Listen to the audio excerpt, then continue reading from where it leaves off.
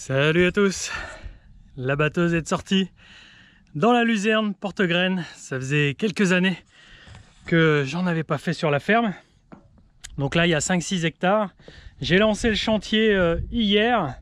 J'ai réglé, j'ai fait quelques chintes, les bouts de champ. Donc c'est particulier. D'autant plus que là on ne l'a pas fait faucher, on ne l'a pas fait sécher au préalable en andin. C'est une action qui est possible pour faciliter le battage, car la batteuse n'aime pas trop le verre, même pas du tout. Mais là on a décidé de la laisser debout. Globalement la plante est sèche. Ce qu'on va rechercher, c'est que les gousses ici en spirale soient sèches. C'est le cas, hein. Sous les doigts ça s'effrite bien. Il y a quelques feuilles sur certains pieds. L'essentiel, c'est qu'il n'y a plus de gousses vertes. Qui dit gousse verte dit graines à l'intérieur pas mûres, donc c'est de la perte qu'on va faire. Il y a quelques petites fleurs par-ci par-là, mais globalement la grosse majorité est mûre. Si elle avait été plus exubérante, plus verte, plus volumineuse, plus de feuilles, je l'aurais fait endainer. Mais bon, de la sorte ça va. Même si la tige est verte, c'est plutôt facilement cassant. Bon, il y a encore un petit peu de sucre, encore un petit peu de jus à l'intérieur. Vous voyez, ça verdit les mains quand on la manipule.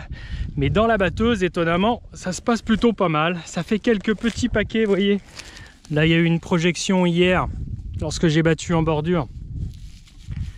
Ici, mais la batteuse va pas ronronner. Ça va pas trop lui faire du mal. Mais je surveille très souvent à l'arrière que le flux de paille, enfin bon, de verdure on va dire, sort bien, car le risque avec ça, c'est de bourrer l'engin. Ici, il faut vraiment que le flux sorte convenablement. Bon, vous voyez, il y a un petit amoncellement ici à la sortie des grilles, mais ça sort globalement bien. Ça graisse un petit peu, il y a des sucres qui restent collés. Il y a encore de l'humidité dans la plante, mais c'est une plante qui en finit jamais de mûrir. Donc le risque, c'est que ça s'encombre ici, que ça se transmette sur les grilles, que ça s'échappe mal et que ça bourre jusqu'au rotor. Donc toutes les 30 secondes, j'ai un œil dans le rétroviseur, voir si ça sort bien. Voilà, vu qu'elle n'est pas très haute, ça ne veut pas dire qu'elle ne va pas rendre. Des fois, ça peut être exubérant et puis que ça ne rende pas. C'est une plante assez particulière, difficile de se faire une idée avant de l'avoir récolté. Alors ce que je vérifie de temps en temps, c'est si à l'intérieur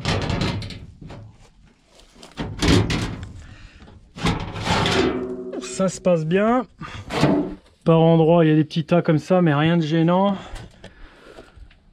Ici c'est pareil, ça circule en dessous du rotor. Là il y a les graines encore à trier avec la verdure, et derrière les grilles. Bon voilà, ça graisse un petit peu tout ça, mais étonnamment ça passe bien. Hop.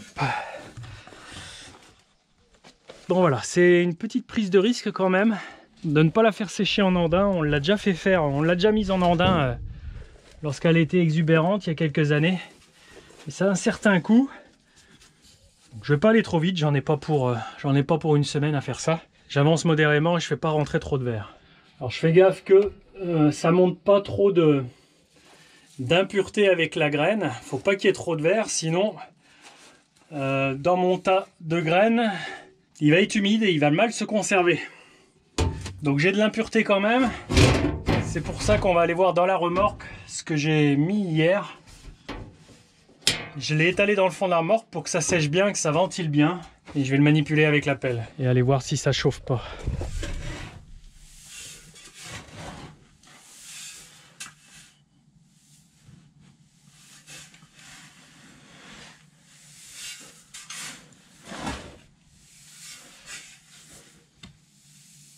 Je vérifie que ça n'a pas chauffé.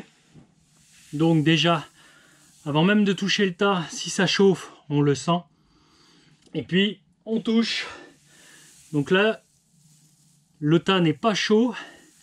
Il est un petit peu humide, mais il n'y a vraiment aucune odeur qui se dégage.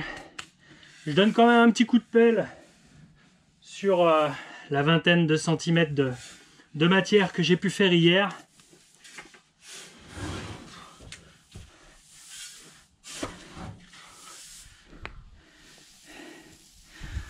J'ai du mal à faire plus propre. Vraiment une graine toute fine, et ce qui est brun, c'est des gousses qui sont passées au travers. Pourtant, mes grilles sont quasiment toutes fermées pour laisser vraiment passer que la toute petite graine. Mais il arrive encore à passer les gousses en spirale, certaines passent. Et quand je redémarrerai la batteuse, fin de matinée, début d'après-midi, ce que je récolte, je l'étalerai sur toute la longueur de la remorque afin que ça s'aère encore un petit peu entre deux vidanges. Voilà, je vais attendre que le soleil monte plus que ça. Là on est fin de matinée, mais je veux que ça grille bien, que ça saisisse. Aujourd'hui il est attendu des 33-34 degrés.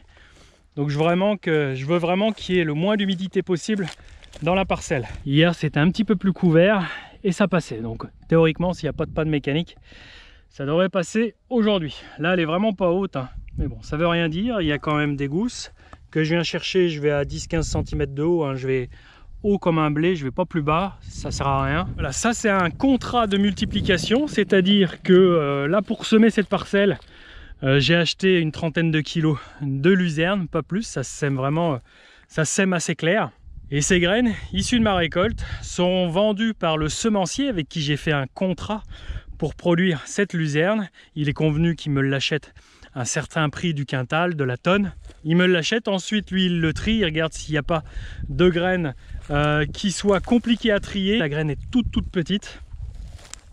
Ce semencier ensuite conditionnera ces graines, mes graines et puis celles de plein d'autres confrères en France, pour ensuite les vendre à ceux qui utiliseront ces graines pour le fourrage, car la luzerne est surtout cultivée en système d'élevage pour son fourrage très riche en protéines, surtout contenu dans ses feuilles. Vous le savez, j'ai déjà fait quelques vidéos là-dessus chez mes confrères éleveurs de chèvres qui voient dans ce fourrage quelque chose de très savoureux. Donc c'est valable pour les chèvres, pour les bovins. C'est aussi cultivé pour casser les rotations céréalières, implantées plusieurs années pour casser les cycles, pour épurer en mauvaises herbes les sols.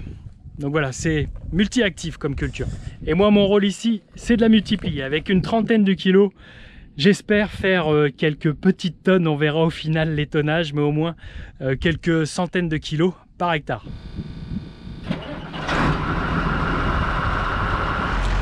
Je laisse toujours chauffer une dizaine de minutes la batteuse.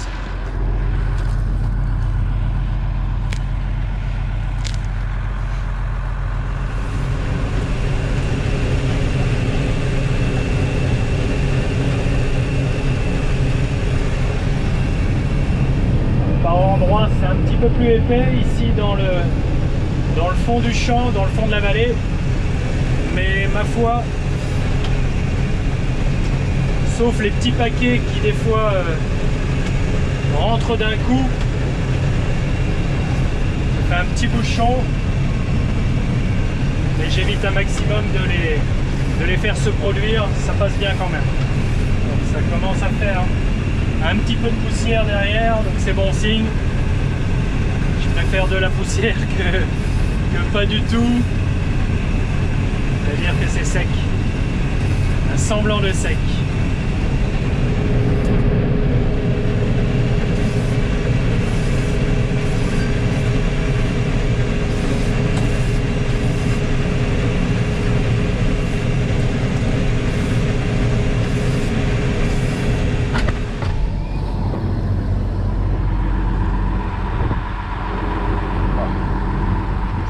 Pas aussi vite que du blé, hein.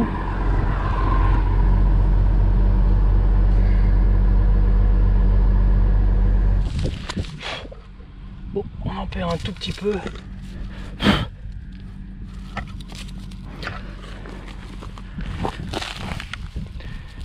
Ça c'est la paille une fois qu'elle est passée il y a quelques minutes dans la batteuse. C'est plutôt étonnamment, c'est pas si humide que ça en fait, hein. Mais bon, quand des paquets comme ça sortent de la batteuse, c'est pas très normal. C'est quand même un petit peu limite. Il a plu la semaine dernière, je pensais récolter la semaine dernière. C'est tant mieux, il a plu pour les colzas, ça les a fait lever. Mais elle, ça lui a fait poursuivre, ça l'a peut-être pas reverdi, mais elle a maintenu son vert et elle a pas plus séché que ça. Et ma foi, il devrait faire encore plus chaud tout à l'heure, donc ça devrait aller un petit peu mieux encore.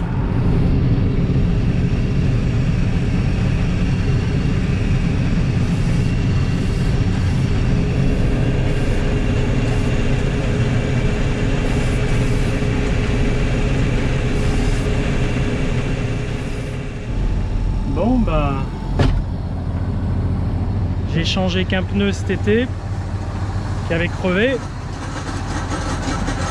Le deuxième a crevé. J'avais changé celui-là pendant les blés ou les colzas. L'autre était encore bon. Il n'avait pas de signe de faiblesse. Bah voilà, il est tombé. Je vais leur demander un dépannage. Bon, je suis allé voir mes dépanneurs. Ils pourront me dépanner peut-être demain ou vendredi. Donc soit donc dans 2 jours. En attendant, je vais caler la machine parce qu'elle ne peut plus faire un seul mètre. Débroussailler un petit peu la luzerne autour pour pouvoir faciliter son accès. Alors cet été, l'autre pneu avait eu une hernie. Donc je l'ai changé. J'ai hésité beaucoup à changer le deuxième. Bon, on sait qu'après que j'aurais dû. C'est des pneus qui étaient identiques, montés il y a plusieurs années. Je ne sais même pas si on les a même changés une seule fois en 10 ans que l'on a la moissonneuse. Et il lâche en 2 mois d'intervalle. Bon, allez, c'est comme ça.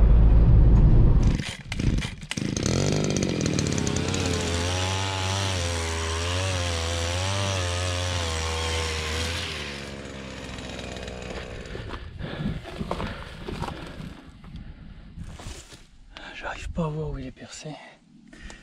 On verra mieux une fois démonté.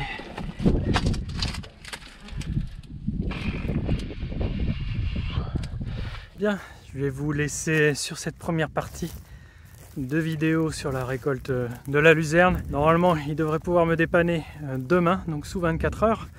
Ils ont le pneu en stock, cependant ils ont d'autres clients aussi qui attendent d'être dépannés. J'en profite dans l'intervalle de temps de vérifier la levée des colzas. Bon, ça fait déjà quelques jours qu'ils lèvent. Nous sommes le 27 août, soit 15 jours après le semis. Et là, donc, je surveille les insectes. Il n'y en a pas partout. Ici, il n'y en a pas. Le colza est très sain. Il est en train de faire ses 2 premières feuilles. Par endroits, il a un petit peu plus de retard. Mais globalement, on a des colzas qui se portent bien pour l'instant. C'est une réussite de la levée. Le chemin est encore long. Voilà, je vous tiens au courant très vite de la suite de la récolte. J'ai fait à peu près la moitié de la surface. Et voilà, c'est pas parce qu'il n'y a pas grand que ça ne prendra pas quelques jours. Voilà, je vous dis à très vite, à mardi prochain, 7h30. Salut!